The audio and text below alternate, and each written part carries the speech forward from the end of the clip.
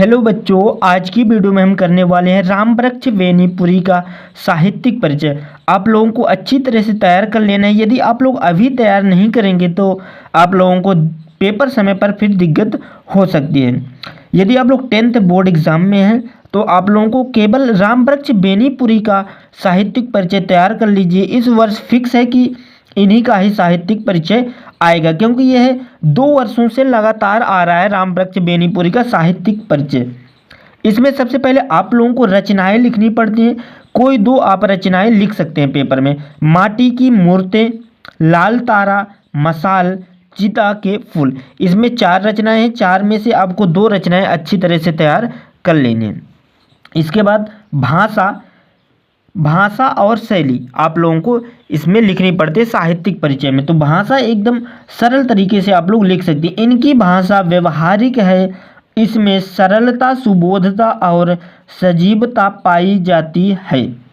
मुहावरों और कहावतों से भाषा में सुंदरता आ गई है। लोकोक्तियों का भी आपने अपनी भाषा में बहुत ही सरलता पूर्वक एवं महत्वपूर्ण रूप से प्रयोग किया है।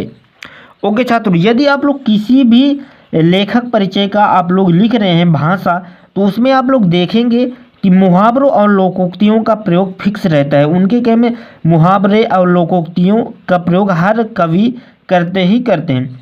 और ज़्यादातर देखा जाए तो ज़्यादातर कवियों की भाषा क्या होती है, शुद्ध हिंदी साहित्यिक खड़ी बोली होती है भाषा में।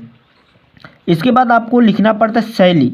शैली में और भी सरल होता है। वो इसमें कोई भी कवि का लिख रहे हैं शैली, आप उसमें लिख दीजिए वर्णनात्मक, भावात्मक, विचारात्मक, आलोचनात्मक। यही सभी शैलियों का हर कवि प्रयोग किए रहते हैं अपने काव्य में।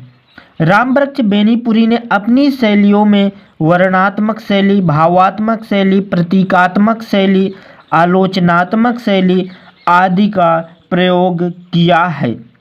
इनकी शैलियों में वर्णनात्मक शैली सबसे महत्वपूर्ण मानी गई है और इस शैली का प्रयोग सर्वाधिक किया गया है।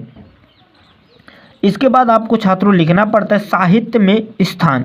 तो साहित्य में स्थान एकदम से सरल होता है कि आप बता दीजिए कि रामवृक्ष बेनीपुरी का साहित्य में बहुत ही बड़ा योगदान है, हिंदी साहित्य इनके लिए पूजनीय रहेगा। तो आपको याद नहीं करना पड़ता, आप लोग ऐसे ही अपने हिसाब से साहित्य में स्थान लिख सकते हैं।